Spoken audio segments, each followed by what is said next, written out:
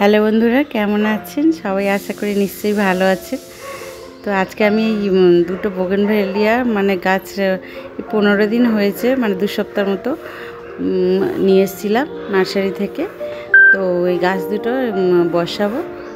তো এইখানে দেখুন, এই এটা যাতে শিকড়টা না বেশি, গাছটা না হয়, আমি একটা ব্লেড দিয়ে এটা কেটে দিলাম, দিয়ে ভালো করে সঠিক করে একটু বের করতে হবে, গাছে বেশি না যাতে হয়, কারণ এগুলো তো বেশি শিকড় নেই। তো এই দুটি গাছ, একটা হচ্ছে দেখুন ভেরিগেটেড পাতা, আর একটা পিঙ্ক কালারের ফুল আছে, আর একটা স্ট্রবেরি মতো ফুল।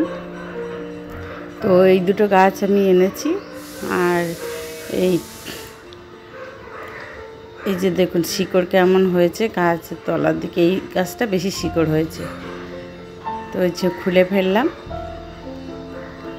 আর বোগেনভেলিয়া যা গাছ সহজেই হয়, এই গাছটা সবাই করতে পারে, কেননা এই গাছে কোনো কিছু মারা যাওয়ার সম্ভাবনা থাকে না। এ তো যে কেউ করতে পারে, নতুন বাগানিরা সবাই করতে পারবে এই গাছটা।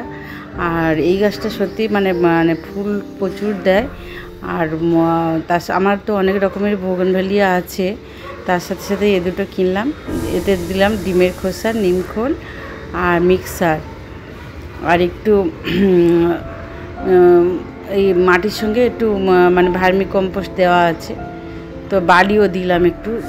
এই গাছ যেহেতু একটু বালিতে দিলে ভালো হয়, শিকড় যাতে ভালো, বেশি টাইট মাটি না হলেই ভালো।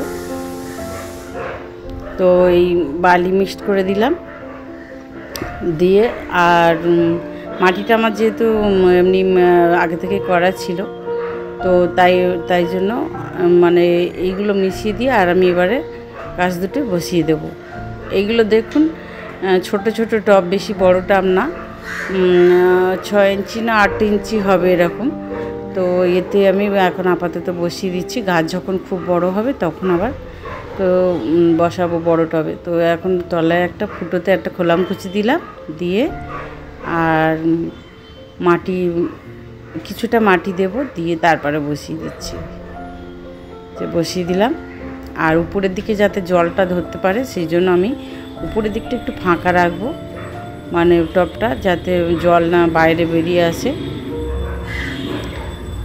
আর বিশেষ আমি এখন ধরুন ওই যে খাবার একটু দিলাম, মিক্সার আর ডিমের খোসা, নিমখোল, ওইটা দিলাম। তো এগুলো দিলাম। আর আমি মাটিতে যেহেতু একটু ভার্মি কম্পোস্ট করা মাটি ছিল, তার জন্য আমি আর কিছুই দেব না এখন। সপ্তাহে একবার করে খোল জল দেবো, গাছটাকে প্রথম বসে যাক। 2 সপ্তাহ এখন গাছটায় কিছু দেব না, তারপরে ভালোভাবে বসে গেলে তারপরে আবার খোল জল দেবো। সপ্তাহে একবার করে পাতলা করে দিতে হবে, আর কিছু করতে হবে না।